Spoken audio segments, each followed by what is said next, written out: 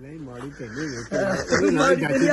ہے کمزور کمزور ہے کمزور کمزور ہے کمزور ہے کمزور ہے. ٹھیک ہے پہنچو آپ لوگ, میں نکل رہا ہوں, مجھے 2-3 کام ہے. رات کو انشاءاللہ آج رات کو ملوں گا آپ کو. اللہ حافظ. اللہ حافظ بٹ صاحب. اللہ حافظ. اللہ حافظ. اللہ حافظ. مجھے پتہ ہے چپ کر کے میں تینوں پتا میرا پلان سپوائل نہ کرے گا سارا. جی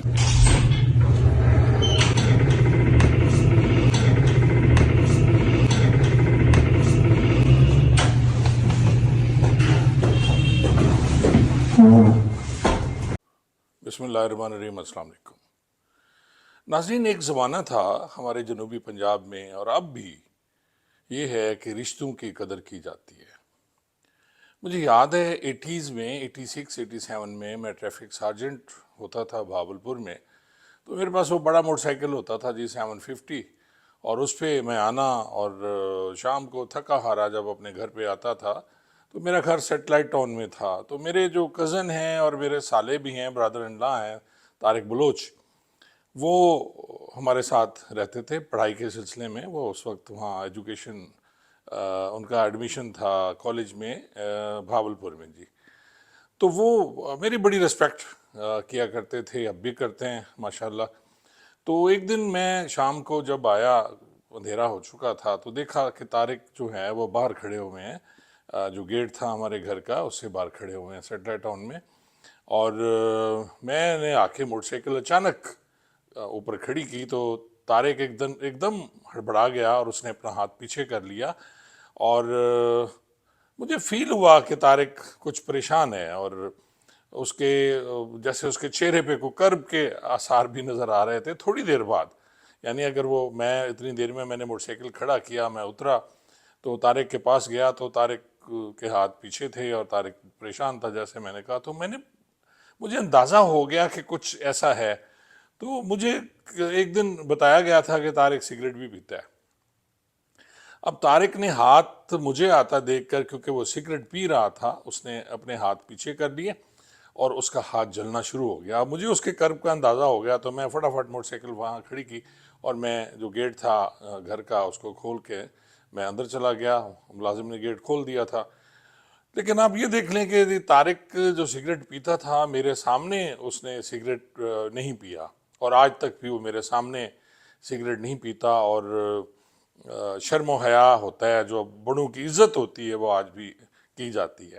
اسی طرح میں نے یہ پھر دیکھا بہت سی فیملیز ایسی ہیں, خاص طور میں امیر تیمور جو ہمارے بیچ میٹ ہیں, بزدار SSP ریٹائرڈ ہوئے ہیں, ان کے بیٹے آج بھی آتے ہیں تو جب ہم بیٹھے ہوں تو گھٹنوں کا ہاتھ لگا کے ملتے ہیں, جھک کے ملتے ہیں. اور اسی طرح یہ کلچر ہے اس ایریے کا, ڈی جی خان, راجن پور, ملتان, بھاولپور, اس ایریے میں اور سندھ میں بھی ہے کہ آپ بزرگوں کو آپ جھک کے ملتے ہیں. بچے جب آتے ہیں تو ان کے گھٹنوں کا ہاتھ لگاتے ہیں, جھک کے ملتے ہیں, اور یہ آداب اور احترام تصور کیا جاتا ہے. اس سارا واقعہ سنانے کا مقصد, یا یہ جو میں نے تمہید باندھی اس کا مقصد یہ تھا کہ آج کل کے جو ہمارے نوجوان ہیں, خاص طور پہ رول ماڈل ہو گئے ہیں, وہ ٹک ٹاکر یا فیملی ولاگرز. بہت سے بچے ان کو دیکھ رہے ہوتے ہیں اور ان کو آئیڈیلائز کرتے ہیں, ان کو اپنا ہیرو مانتے ہیں. پچھلے دنوں میری ملاقات ہوتی ہے جی SHO صاحب چونگ سے, تو انہوں نے مجھے بتایا لاہور میں کہ جی جو رجب بٹ ہیں ان کا گھر جو ہے وہ کیونکہ چونگ کے ایریے میں ہے, تو صبح صبح ان کے گھر کے باہر رش ہوتا ہے. لوگ پیسے تھیلوں میں ڈال کے رکھ کے جاتے ہیں کہ جی آپ ہمارے ساتھ ایک سیلفی بنا دیں, آپ ہمارے ساتھ ہمارا جو پیج ہے یا ہمارا YouTube چینل ہے اس کو سبسکرائب کا کہہ دیں تو یہی کافی ہے. تو وہاں وہ پیسے رکھ کے جاتے ہیں. اب یہ مجھے نہیں پتا کہ وہ پیسے اٹھا لیتے ہیں یا واپس کر دیتے ہیں, لیکن ان کے گھر کے باہر رش ہوتا ہے بہت زیادہ, اور وہ پریشان ہوتے ہیں, باہر نکلتے ہیں, ہاتھ ہلاتے ہیں. جیسے آپ کو معلوم ہے کہ یہ جو ہیروز ہیں, انڈین ہیروز, ان کو بھی اسی طرح ان کا استقبال کیا جاتا ہے. پاکستانی اداکاروں کو ایسا کچھ نہیں کرتے, لیکن آپ یہ دیکھیں کہ یہ جو پاکستانی ٹک ٹاکر ہیں, جس میں پتلو ہے, جس میں یہ ہو گئے رجب بٹ ہو گئے, ڈکی بھائی ہو گئے, اس ٹائپ کے لوگ جو ہیں, نانی والا ہو گیا, تو یہ سارے ان کو آئیڈیلائز کیا جاتا ہے, اور بچے ان کو بہت زیادہ پسند کرتے ہیں, اور ان کا جو کردار ہے اس کو اپنانے کی کوشش کرتے ہیں.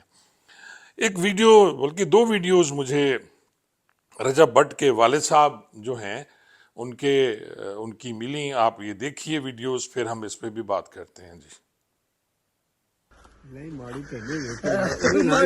کمزور ہے، کمزور کمزور ہے، کمزور کمزور ہے، کمزور ہے، کمزور ہے، ٹھیک ہے پہنچو آپ لوگ، میں نکل رہا ہوں، مجھے 2-3 کام ہے، رات کو انشاءاللہ آج رات کو ملوں گا آپ کو۔ اللہ حافظ، اللہ حافظ بٹ صاحب، اللہ حافظ، اللہ حافظ، اللہ حافظ۔ مجھے پتہ ہے چپ کر کے میں تینوں پتہ میرا پلان سپوائل نہ کرے گا سارا جی۔